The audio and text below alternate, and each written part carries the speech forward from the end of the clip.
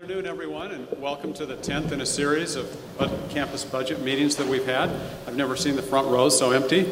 An interesting phenomenon here today. It's usually we're distributed a little more evenly. What we'd like to do today in terms of an overview is share brief updates as we have in the past. I'll speak first. We'll have our budget planning task force covered with remarks from our provost and vice chancellor for Finance and Administrative Affairs, Johannes and Robin, respectively. Then we'll have our governance groups. We'll have Mark Schwartz, our University Committee chair, and followed by Robin Wiegert from the Academic Staff Committee. We'll have her followed by Stan Yasitis from what is now known as the University Staff Committee. And then we'll have Mike Sportello from the Student Association. We'll then have Q&A, open discussion, and wrap up in closing comments. I'll recap really quickly some things that we've talked about before, presented in a little different format just to look at it in terms of what we had planned as a possibility, worst case scenario, and what has occurred, what we know as of last month. So in July, so it hasn't been that long, we have a better, clearer understanding of what we've been planning for the last 6 months. On the left-hand side, you can see what could have been a $300 million cut. In fact, if we include cost to continue, it could have been closer to $350 million. We were fearing the potential over the 2 years of a $48 million cut, which would have been 3 times the size of any prior cut in any biennial budget exercise. What happened where we are is that the cut, as you know, was $250 million over the 2-year biennium, $30 million cut to UWM over the 2 years, which is 1.5 times. So the simple conclusion from that is that it's going to be difficult to manage. These are substantial cuts. But we're in a position now that's better than what we had expected or certainly what we had feared. So this is going to be extremely challenging. Let's not be at all unrealistic about that. The more specific breakdown of our cut is as follows. And this is just a little amplification of things that we've shared in the past, and we've circled here the important points on this particular slide. All these slides will be available, as we always have, on our budget planning task force page, so you'll always be able to have a follow-up if you're interested. We have, as you go through the math in the middle of the right-hand side, the total annual base cut with the restored $25 million, meaning that the money added back in after the cut was imposed and then the cut allocated, came down to an annual ongoing base budget cut for us of $18 million. So that's what we're faced with on an ongoing basis. Next year, because of the one-time release of system funds of almost $6 million for UWM, almost 30% of those funds that came to UWM, the cut will be $12.2 million. So that's what we're looking at. That's what the cut is going forward. How we're going to handle that, as many of you know, in the short term, is through available reserves, through cuts, through open positions, and areas that we are looking at through our budget planning task force. That's the short-term plan. The long-term plan, what we have to look at is that $18 million figure. To do that, there's a number of different approaches, and I'll talk about those today in a little more detail.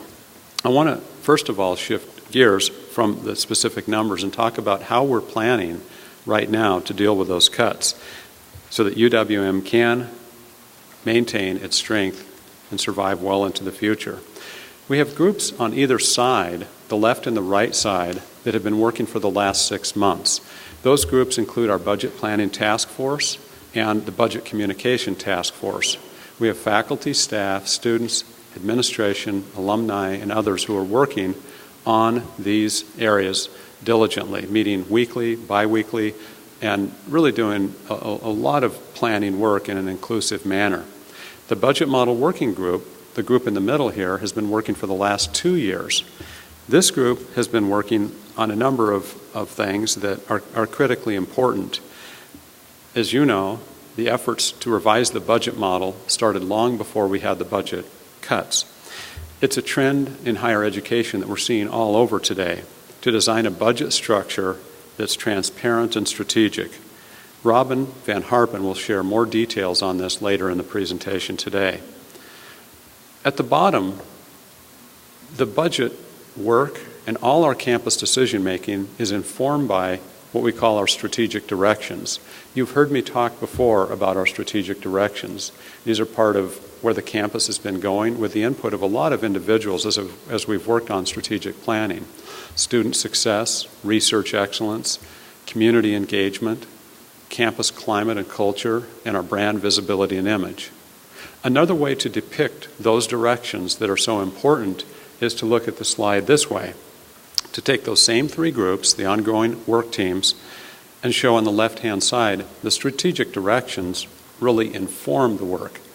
Now, this is not meant to be misinterpreted that, oh, that's where those strategic directions are getting managed. There are dedicated groups that are working on each of those areas, but their work informs that which is done in those different groups on the right-hand side of the slide. So, for example, student success, one of the groups that works on that is our Chancellor's Enrollment Management Action Team. That's not the only group. Likewise, research excellence has been through our top-tier research university team that has begun meeting again and will provide important planning. So that's what we have been doing. That's really what brings us and you up to speed on those different areas. There's a new team that will be formed that I add to this slide.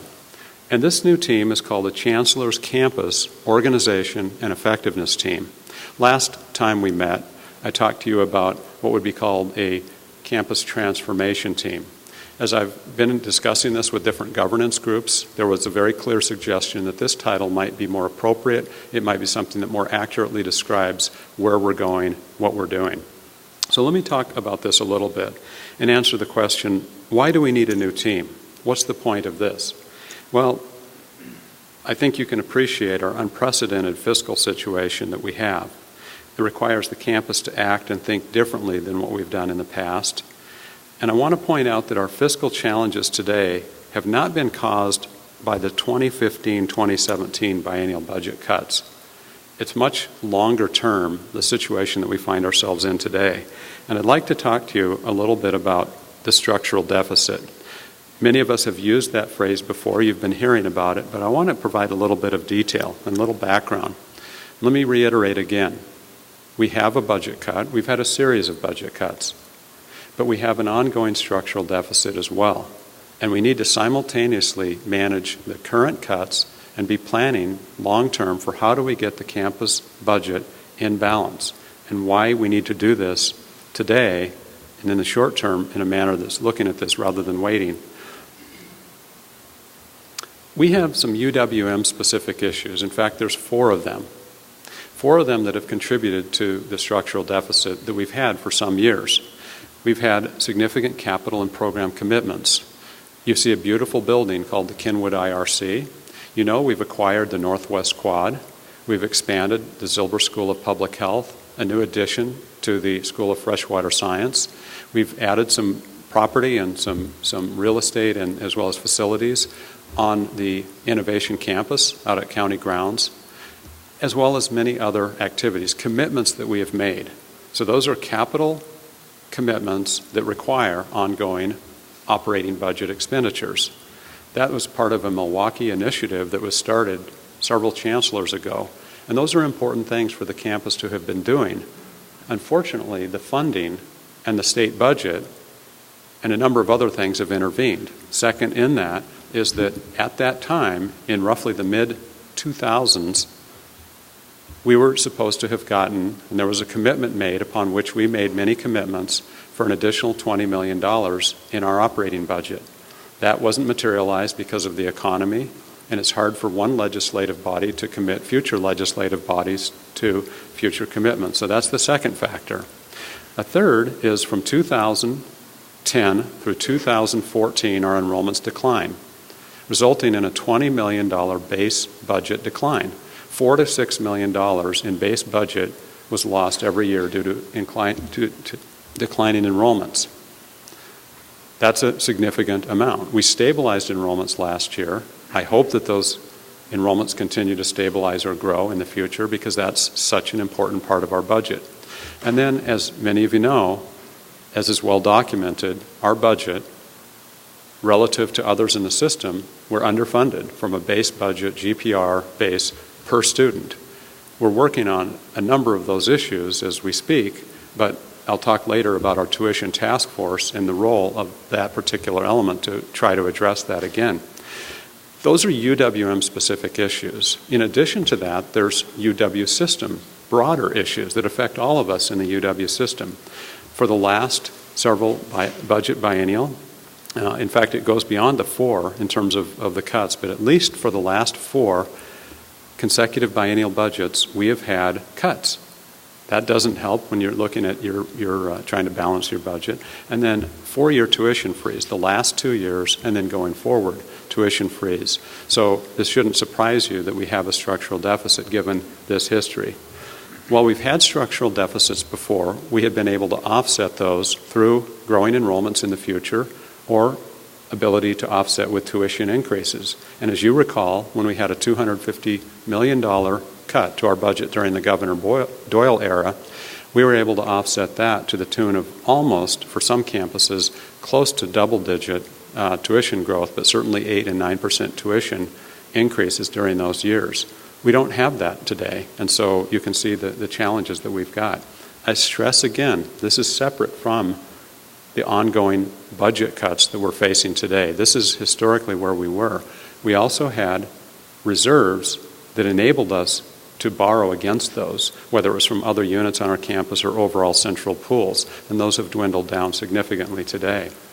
So with that as background, I think you can see why we need to look at this and say we have some significant challenges on our campus that a team is needed to look above and beyond where our current teams are looking within schools and colleges, within divisions, and look at this campus more broadly. Let me give you a little more detail. This team is going to be led by me, Provost Britz, and Vice Chancellor Van Harpen in terms of from a programmatic sponsorship level. We will have about 15 members on the team, and there will be a support team of about 10 people. Members will include students, faculty, staff, deans, and cabinet members. I've worked and met with every governance group to get the individuals who have been nominated, and I'm working through right now how the group would be put together. I'm identifying who will be the chairs, the co-chairs of these respective groups. This team has been and will be announced completely in terms of all the different appointments and this more in about a week to a week and a half. We should have all these appointments figured out. The charge of this team is to develop recommendations and a plan that will improve our organization and our effectiveness. We need to better serve our students, southeastern Wisconsin and beyond in the future. We need to better position our campus to achieve those objectives around student success, research excellence, and community partnerships and engagements. More specifically, what I'm going to ask this team to look at will be large-scale efficiencies. I want to see what the group can recommend with regard to consolidating organizational units. How might we be structured? How might we operate in the future? And also to outline any other improvements and priorities that are needed for organizational effectiveness and administration processes. Now, many of my colleagues on the panel here today can tell you we already have groups that are working on these types of issues around administrative efficiencies, operating effectiveness.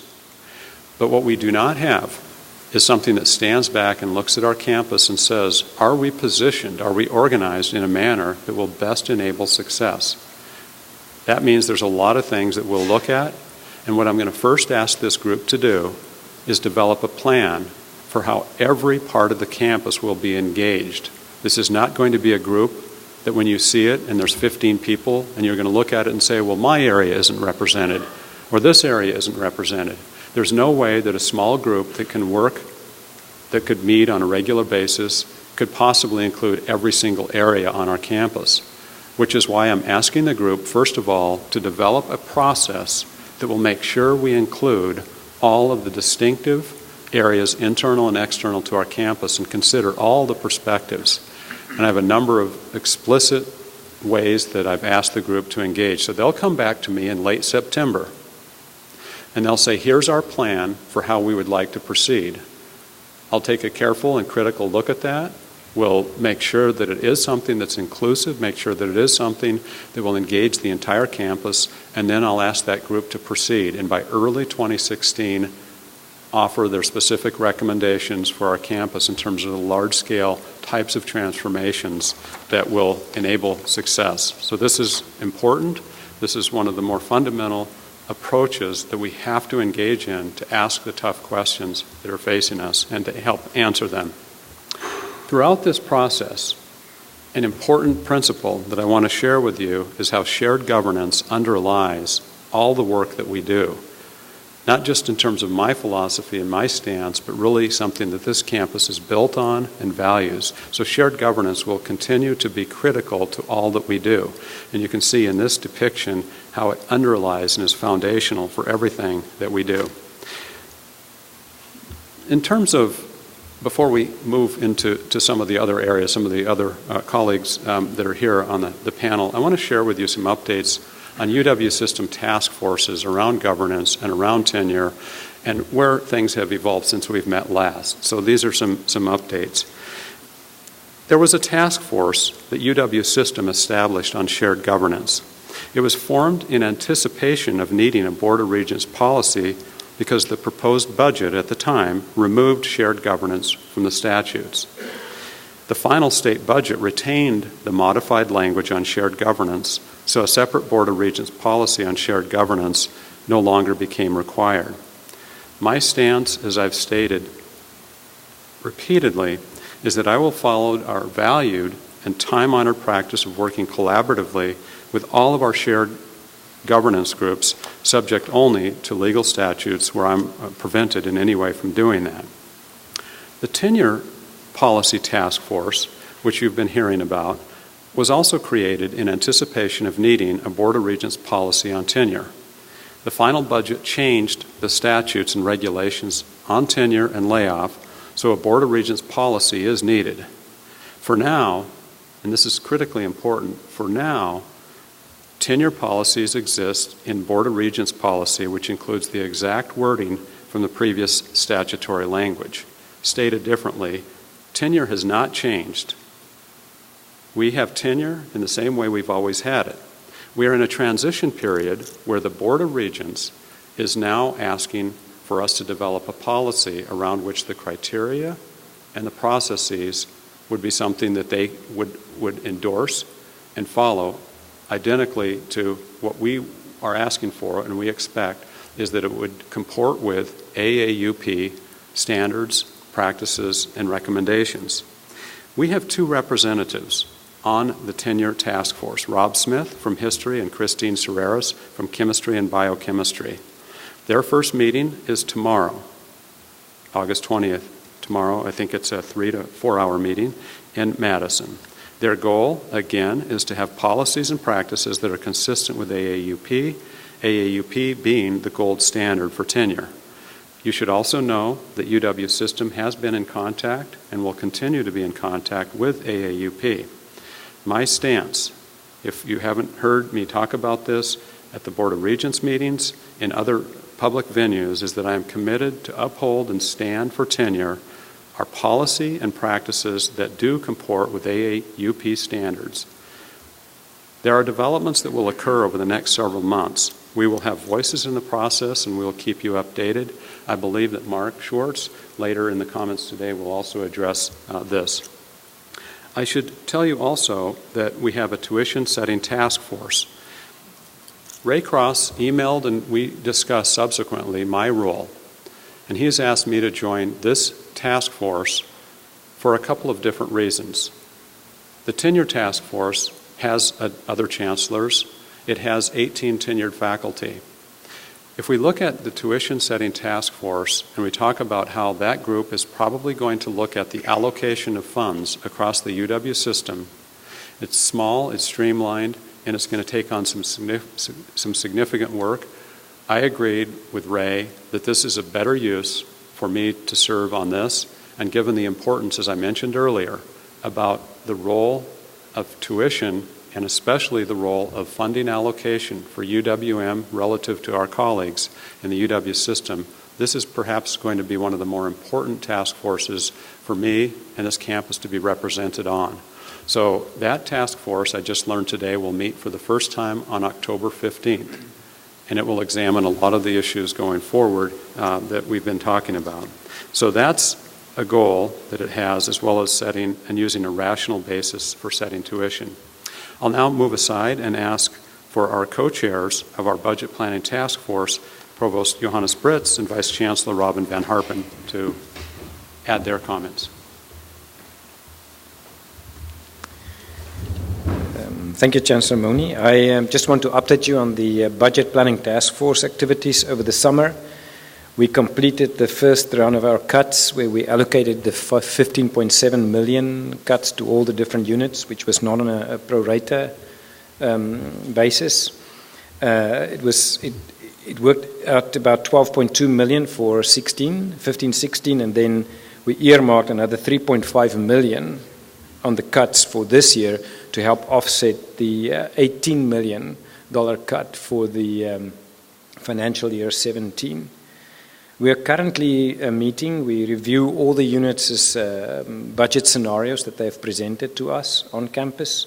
We have two subcommittees. They actually meet weekly over the summer. The academic subcommittee, that's chaired by Scott Emmons and Sally Landine.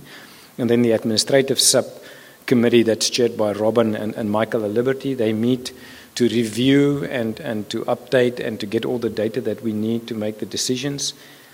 And then we will meet next week, Robin, right, the 28th. We have another meeting of the larger committee, and we really hope to provide the cuts, the data, or the financial implications to all the units as soon as possible so that we can do our planning for the coming year. I also thought I saw Ruth Russell there at the back from the Academic Opportunity Center. I have it here on my slide. I thought, although it's not part of the budget scenario, it involves some of the changes on our campus. I thought it's also good just to update you briefly on some of the changes in the Academic Opportunity Center, AOC. And we will communicate in more details to campus later on these changes. There have been a number of changes in AOC as a result of the last 2 years of discussion that started with the Successful Student Thematic Group that met to really look at alternative ways to increase the success of our students in terms of the retention and our graduation rates. The main changes to AOC is just summarized. It's a redesign of our summer bridge programs. Instruction will change. It's now within the academic unit, specifically developmental math, developmental English, and ed psych. And also, our high-impact practices will be enhanced to support the success of our students. What has not changed in AOC is it's still AOC. It's still within academic affairs. Ruth Russell still runs the operation. The advisors are still there to do the critical important work that they do. And Ruth, as I said, I just want to thank you and your team for all the good work that you've done over so many years. Thank you. That's the update.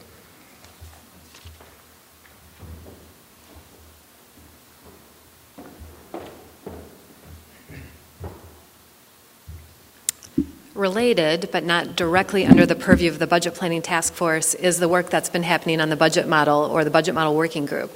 And when we talk about the budget model, what that really means is the process that we use here on campus for allocating the discretionary funds that we have, or the discretionary revenues, out to all of the units on campus. And that's primarily made up of our tuition revenues, also a small amount of state appropriations that comes in after we have to pay for all the things that we have to pay for, and then our federal indirect cost recoveries. And like system that's been using a historical-based model for allocating funding to all of the institutions around the UW system, we have a historical model here at UWM that also hasn't changed in a number of years and is actually very complicated, hard to understand, and fairly rigid. And so about 2 years ago, a little over two years ago, a budget model working group was commissioned to examine our current model and study options for making changes to this model. And that effort's been led by Jerry Terr, our Associate Vice Chancellor for Business and Financial Services. Over time, over a year, the budget model reviewed and ultimately formed some preliminary recommendations for changes to our current model, and then just tested them during this past spring to see what the results would be of those tests. They made a few more changes to those recommendations based on the tests and then presented those recommendations to the chancellor, the provost, and myself in July of this year. And since then, a number of presentations have been made, starting with the deans, because the schools and colleges are very much affected by the budget model, several meetings with the deans and the budget planning task force. We are now proceeding with a series of presentations to governance groups and other groups that will happen through the early fall. We have a meeting with the Academic Planning and Budget Committee tomorrow morning. We'll be presenting this to the department chairs in the afternoon, and there are planned meetings for all of the governance groups, associate deans.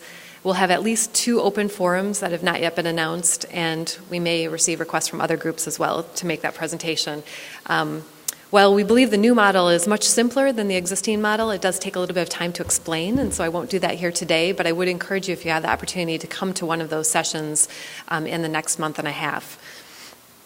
After those presentations have been made, the budget model working group will review the comments that's received as a result of those presentations and make final recommendations to the chancellor later in the fall, and then the chancellor will make a decision on those recommendations and whether or not to proceed with the new budget model.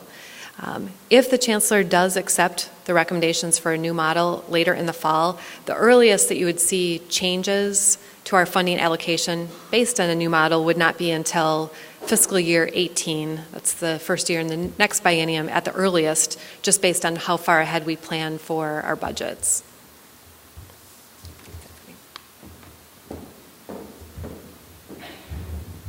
This time I'd ask Professor Mark Schwartz to talk about perspectives from the University Committee. Thank you. Is this on?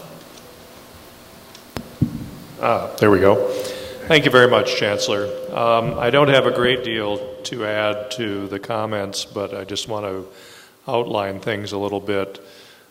Since the last meeting in July, the University Committee issued our position paper on tenure, which was essentially the AAUP standards for the conditions under which positions could be terminated. That's really what it's concentrating on. We held a open forum on August 13th and had a number of faculty attend. That was mostly for us to get direct feedback and also respond to questions.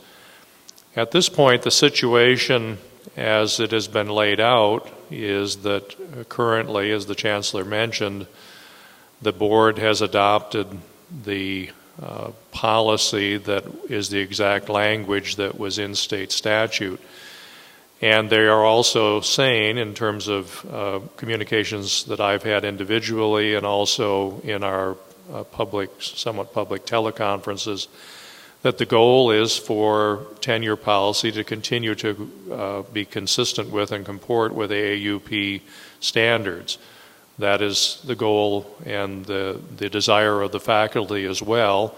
And I guess the advantage that we have is that we have the national AAUP that purportedly the board is talking to, but also I don't think they're going to be shy about telling us their opinion of whatever policies are proposed or potentially changed. So I suggest that we monitor the process and hold them to that standard, and we'll keep track of that as things develop. The University Committee will be talking with the reps on that group on a regular basis, and we'll be considering whether the position paper that we have put out, how that will be brought to the Faculty Senate, whether as a potential policy document or as simply a document for discussion at the first Senate meeting. That'll be up to the University Committee to decide in the coming weeks.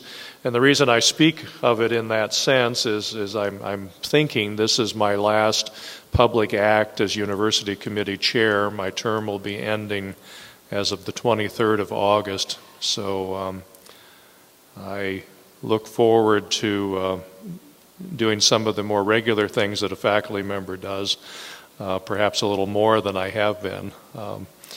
And John Reisel will be the new UC chair, and he'll be taking over then on August 24th. So thank you.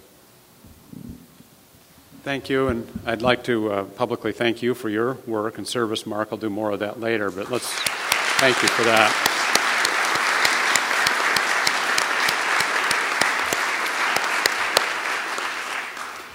Next, I'd ask Robin Wiegert from the Academic Staff Committee to give us an update. Thank you, Chancellor Mone.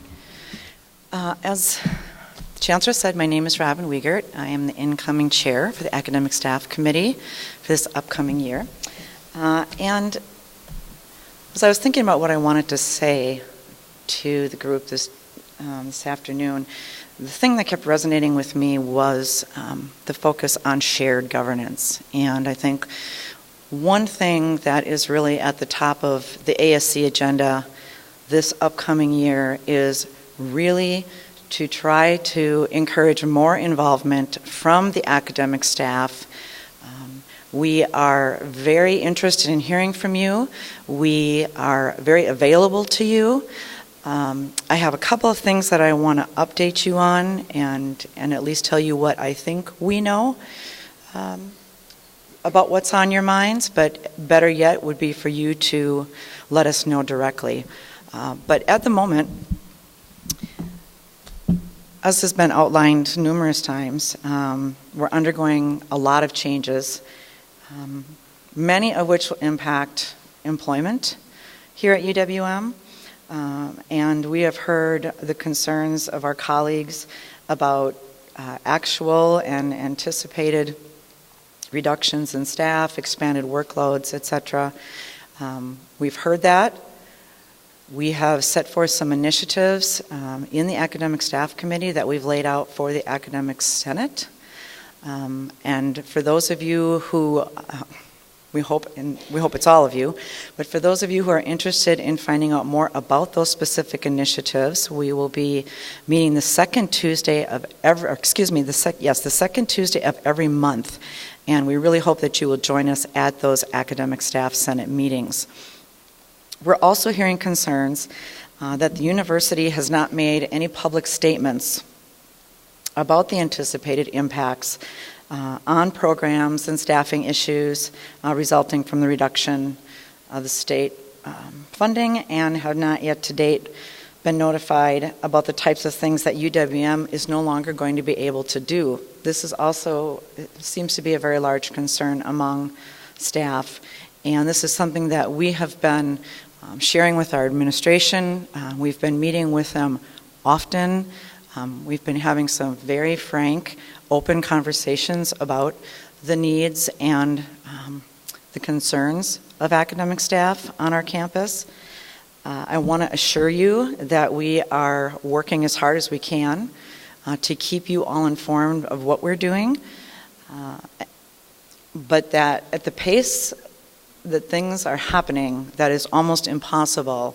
So again, I want to encourage you to know who your senators are. You can find that information on the on the Secretary of the University's website, Understanding Committees. We are also working very closely with our administrators to help foster their understanding of our policies and procedures under protection of our academic staff policies procedures I'm referring to, and to provide you as much information on that front as well.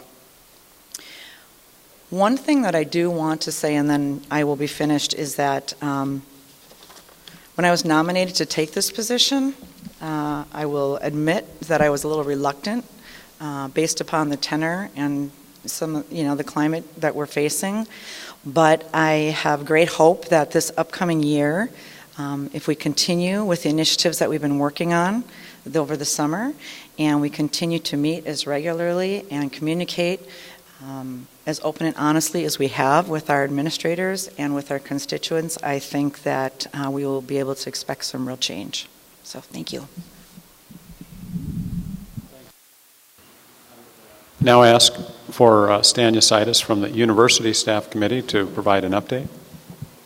Good afternoon, everyone. A couple of updates. The university personnel system has been up and running since July 1st, and as I predicted, it was a fairly seamless transition. There are some changes that are going to make themselves apparent as time goes on, and in anticipation of those changes, I'm working with the HR department to issue some information so that all of you can better understand UPS. And whether you're a university staff person, I'm still getting used to that phrase, or one who supervises or works with university staff, these changes you should be made aware of, and we're working to get more information out as we implement some of the changes. I want to repeat what I've said in the past, that the budget discussions are ongoing, they're forthright and honest, and I'm pleased to report that I continue to feel that the administration that we're working with to get through this horrendous budget has shown a deep commitment to all of us that I really appreciate both personally and professionally and as an employee of UWM. That doesn't mean that these are easy times. At the same time, I want to point out that every challenge is also an opportunity. This is a really good time, if you've got an idea on how things can work better, to share that with the Budget Task Force. There's a suggestion or a recommendation button on the Budget Task Force page, and I continue to encourage people to use that. As much as we're wading through a lot of information, none of us can know everything about everywhere. And amongst us all, we do know everything that goes on here. So any ideas that you have for better operations, more efficient operations, cost savings, new initiatives, share them. Don't keep them to yourself. Share them. We're not going to be able to get to everything, but there's nuggets out there that are waiting to be found that we can turn into the assayer and possibly garner some good from. So keep doing that. You also have to have a long-term strategy here, because as much as there's talk now that our next budget cycle might be helpful, that's only going to happen if we prepare the ground for it by demonstrating what we do, how we do it, the needs that we have, the needs that we can provide for in the community, the state, the region, and we all can play a part in doing that.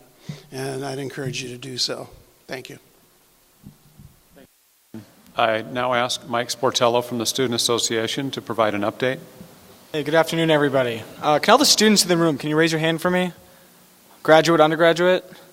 Thank you for coming. I just want to have a personal shout out. There's not many of us here in the summer, but I really do appreciate you taking the time to come out. I'm going to share a quick story. So I have the privilege of serving as an orientation leader this summer. I get to interact with all the incoming new students. And a really quick story about one of them is I had the experience of interacting with him as he signed up for classes a few weeks ago. He took about an hour longer than any of the other students in the computer lab with the advisors and me helping him out. And at the end of it, after all was said and done, he turned to me and said, "Mike, I never thought I'd make it here." And I think that was something really powerful. He was part of UWM's Upward Bound program and was entering into classes he never thought he'd place into. Thank you. It's a university effort. But I think this story is really powerful because it really shows what UWM can do and what UWM really means. And I think oftentimes in these situations when we talk about these budget cuts, a lot of the times it's really easy to jump onto the defensive. But I think it's important to remember a little bit of perspective and who we're really helping here and what we really stand for. And I think it's also important that when we think about that, that's only part of our mission. I'm excited to say that he has 4 more years left here. And we're going to connect him and thousands of other students just like him to the incredible research opportunities, the real work experiences, and a number of other academic opportunities here. And having those all in one institution is something really powerful.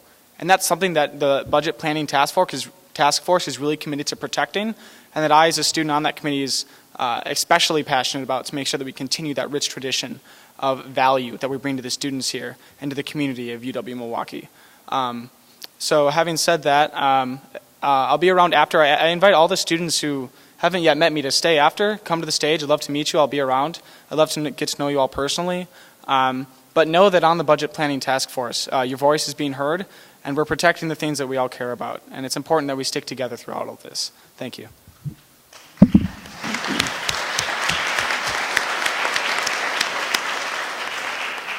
Thank you, Mike. I now ask Tom Lujack, our Vice Chancellor for University Relations, to talk about the budget communication work that's going on.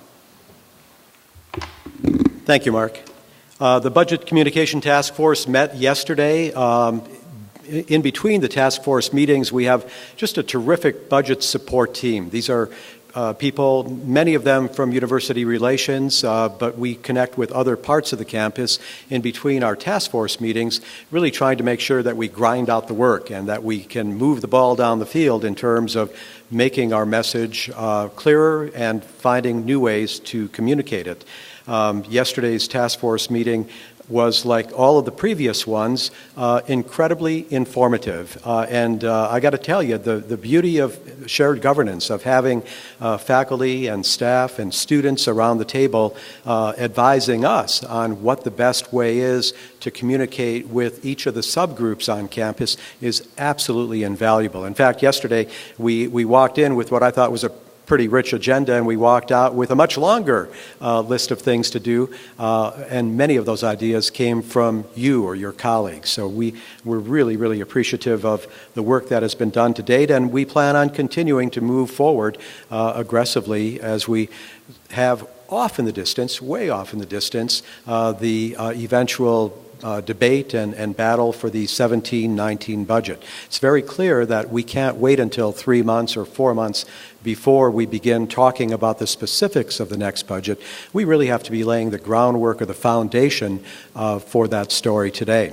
Along that line, we have now begun our next round of legislative visits.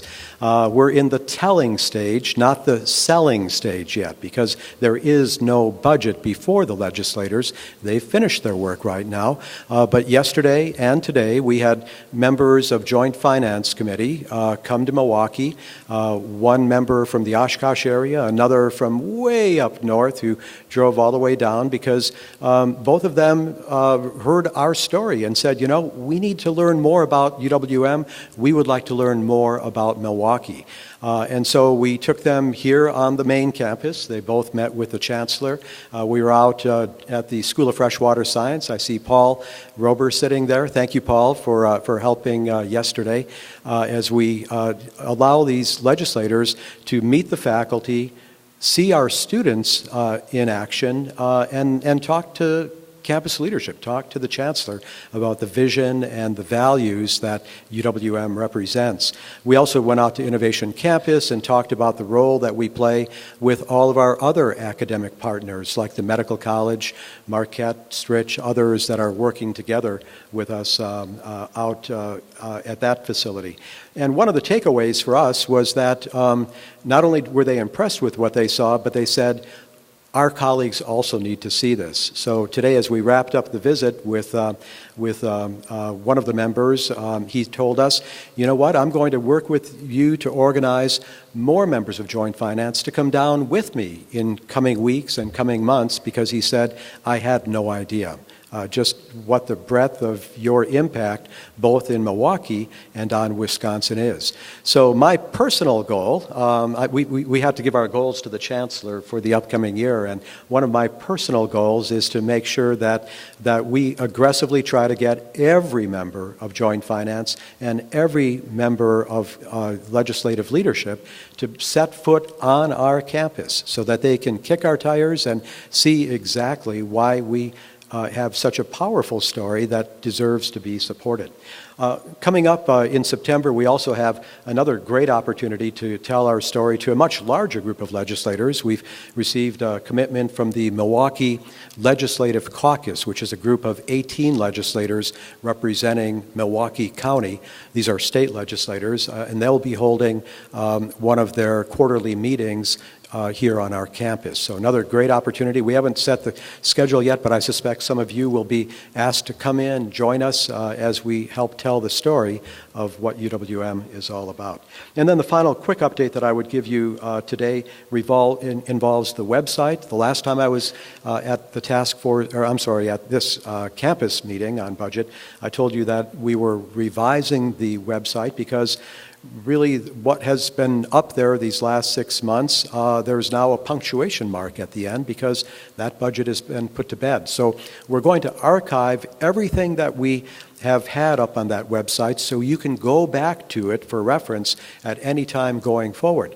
But maybe more importantly, we're building a new website, one that will be very contemporary in terms of talking about the issues that will lead us to, we hope, success in 1719.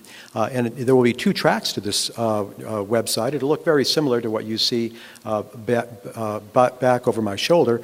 One of it will have a channel for internal communications so that all of us can check in on how the task forces are going, the other dialogue or discussion or debate about budget choices that are being made here. And then the other channel that will be very clear on the updated website will be for the general public so that they can come in and quickly get information that will help arm them with the facts about the UWM story. So we hope to have that launched within the next week. Again, yesterday's task force, very informative. We actually walked away with some great ideas. We showed a prototype and we're making some edits, and hopefully within the next week that site will be launched and it will be up linked off of our homepage. Thank you. Thanks, Tom. So wrapping up, what's in front of us, what we're looking at, first of all, as is very clear, significant challenges are in front of us. There's no question. We have to think, we have to operate differently than we have ever before, and we have to partner in different ways. And you'll hear much more about that in terms of internal collaboration, external partnerships, things that we're working on today. Tom, your comments about the legislative meetings, pivotally important as we look at the support for 1719 in both operating and capital budgets. You know, one of you sent to me, actually a few people have sent to me developments in higher education in Illinois, and other people share with me things that are happening across the country, and some of the groups that I'm part of in this role frequently are in a similar situation. And one of the conclusions that I would draw is that in higher education today, there are very few safe havens. There are significant changes that are happening throughout higher education today. It's not unique to Wisconsin. As I mentioned in one of my slides, we do have unique history. We do have a unique set of factors, but higher education is facing some forces that it simply has not faced before at this level of magnitude. So in that context, we really do need to work together. Obviously, we have to move forward with implementing a budget cut that is large, that's significant, and we have to foster and create a new UW-Milwaukee in ways that we can continue to stress our student success, our research excellence, the impact, the community engagement, and things that matter so much, while recognizing the importance of what we do together in our climate and culture and how that can impact our brand and visibility and image. There are some specific activities coming forward that you can see on the slide here. Tomorrow we have our annual chair retreat, the department chairs. We have early in September, earlier than usual this year because of the way that some of the holidays array and being able to work this in, the fall plenary address, which will occur in September 3rd, and then the Board of Regents the following week in Whitewater on September 10th and 11th. We will not have a monthly budget address because my plenary will cover actually budget issues in more detail than I normally would go through, and we'll resume those in October. So we will continue to have the monthly campus budget forums, or more frequently as needed if events do occur. Together, I'd wrap up by saying that we can reshape, we can foster a very successful UWM, but it's not going to be simple, it's not going to be easy. These are just the most difficult times facing us. It is necessary, however. We'll continue to have significant impact on lives and communities. Thanks. And I'll open up for questions and answers now.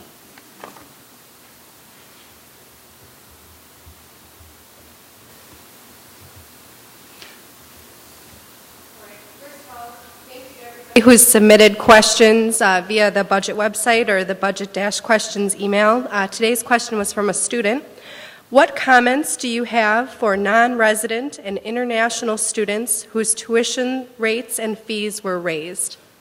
Okay. I think our provost will answer that. I don't think so. I think I have to. So that's a good question because actually for the last 7 years we have not increased the tuition for our graduate out-of-state students. And when the system approached us this year, April, they asked for us whether, to consider the increase of tuition for out-of-state graduate and undergraduate students. And Maria MJ did an analysis with the deans, a comparative with all our peers. And it was presented to the Chancellor's Enrollment Management Action Team, CMAT, where we presented a 2.5% increase only for 1 year to reevaluate the impact of the increase for our students. Also, the $100 fee that we introduced this year, it was reluctantly done. It's the first time that we truly really consider a fee for international students, and it's simply because of the budget. It's simply because of the increase of the cost to successfully manage and make sure that we take care of our international students. There's a lot of pressure on us in terms of immigration issues that do cost a lot. So even this fee of $100, which is nationwide, kind of what is happening around the nation, is a fraction of the cost. So we try to keep it so low, and I asked Sarah Tully, I don't know, Sarah, if you want to add anything to the fee in support of services, predominantly immigration services for our international students. I think you summarized it really well. What I really want everyone to know is that a great deal of thought over actually several years went into the discussions and the decision making surrounding the adoption of an international student service fee for UWM. The fact is that given the budget cuts that the campus has experienced over 4 biennia, and given the fact that UWM, because it values its international student population so much, actually has fully funded in the past our international student and scholar services through state $101. Given the fact that those $101 are now decreasing, and our next steps would have had to be to cut services. We don't want to cut services, and we have a mandate to maintain certain services as a result of our status of being able to issue immigration documentation to international students to come to UWM. And so we really were in a bind. Caught between our funding model, which is so fully dependent on state monies, and our need to be able to continue providing support to a growing international student population. Those are the factors that led us to this decision, which, as I mentioned, have been considered over years simply because we were quite far behind both all but 2 other UW system campuses and the large majority of colleges and universities in this country that regularly charge fees to students to help support their international education services. Thanks, Johannes. Bruce, please.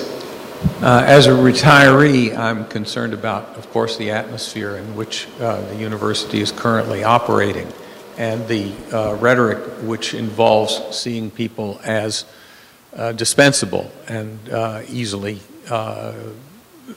fired if not immediately used.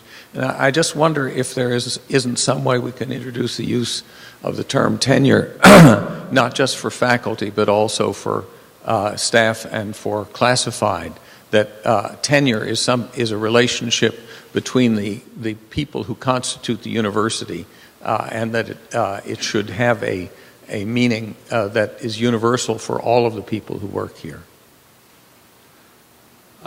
First, let me make a comment about how it's not something where people are easily dispensable. That's the most difficult decisions and discussions we've ever had in terms of the magnitude of this cut. You know, I have to be very candid here. When you're talking about an $18 million ongoing budget cut, $12 million this year because of the one-time funds, there's just not a lot of flexibility that we can have when you have had the types of cuts without talking about people. I've earlier used the phrase and talked about in front of the regents and in front of this campus audiences, 200 to 300 people is roughly what we were probably talking about in some form, fashion, or another. Some of that can be managed through the VSIP. Some of that can be managed through open positions, but that's not very strategic. There may well be open positions that we absolutely need compared to some that may not be as critical today. So that's the type of decisions and the way we're having to approach that. As far as expanding tenure to include all our employees, I don't think that's likely. I don't think that's possible. I wish we could. We do want to take care of our people, and one of the things that we are advancing right now is a way that we're talking about a reassignment to try and find, if we do have to let people go, where we would try and find opportunities wherever we can on this campus for them first. Think of this as an internal sourcing, and that's something that we're exploring and piloting right now, and that's the type of commitment that we want to make. We want to take care of our people to the extent that our budget will allow us, to the extent that we can. This humanitarian attitude toward staff, which I do perceive, I think it's important to emphasize it, because there are all too many people who are willing to see not just the non-teaching staff, but the whole university as dispensable. Thank you, Bruce.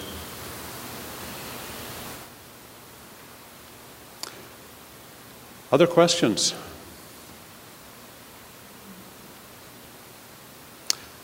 Okay, hearing none, seeing none, I want to thank you for your time, thank you for your engagement, and welcome to the end of summer, and good luck as we prepare for our incoming students here in the next few weeks. Thank you.